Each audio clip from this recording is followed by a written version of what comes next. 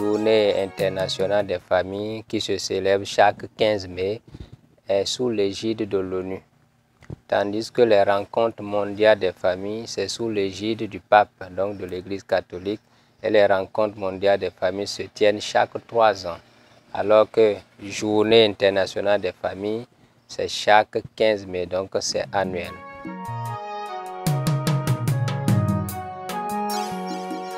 Pour nous qui sommes africains, la famille se fonde sur le couple.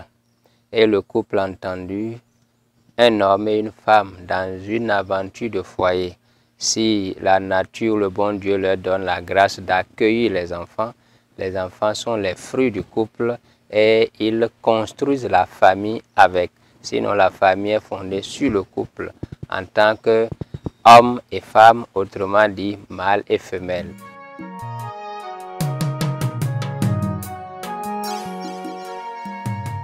À l'occasion de cette journée internationale des familles, nous invitons les familles à poser des actions concrètes à travers la réalisation des jardins écologiques médicinaux.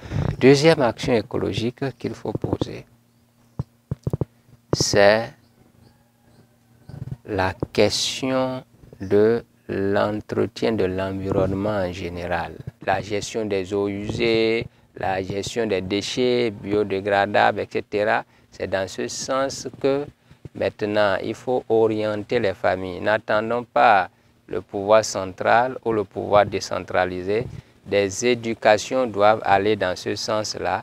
Et je proposerai maintenant la troisième action.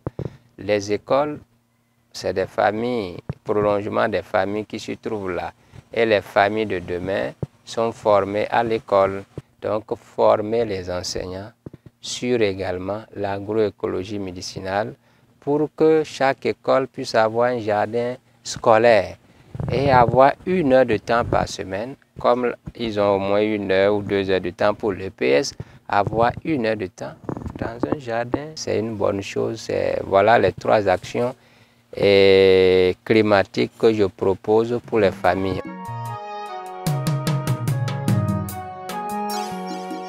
La question que vous posez, c'est qu'elle n'est pas nouvelle. C'est depuis 90. Ça, on appelle ça la nouvelle éthique mondiale. Elle s'est construite depuis 90 à travers les conférences internationales pour adopter tel ou tel traité, pour amener tout le monde. Et parle aujourd'hui de la famille sous toutes ses formes. Là où une seule personne peut former une famille monoparentale. Une seule femme peut former une famille, un homme peut former une famille, homosexualité, couple de même sexe. Il y a même pire, d'autres dérives. Hein. Il y a la zoophilie, ceux qui ont leur plaisir sexuel avec des animaux. En dehors de la zoophilie, il y a aussi la mécaphilie, ceux qui ont leur plaisir sexuel avec des voitures, des motos. Ils veulent légaliser ça. Il y a aussi les naturistes, ceux qui se promènent tout nus. Il y a même la nécrophilie, les nécrophiles, ceux qui se marient aux cadavres. Que faut-il faire? C'est toujours la sensibilisation pour que les familles refusent. Et sensibilisation à la base de savoir que c'est une dérive. La première condition écologique, c'est d'abord l'être humain. Et ceux qui tentent d'enlever l'être humain de ce contexte familial, faire de lui un robot, donc un dénaturé, et c'est contre les enjeux climatiques en réalité.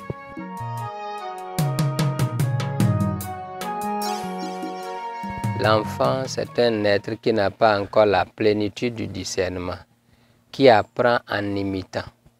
Par exemple, ce n'est pas ce qu'on lui dit, c'est ce qu'il voit.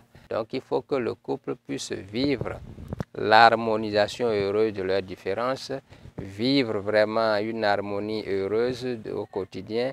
Et là, c'est ça que les enfants reçoivent.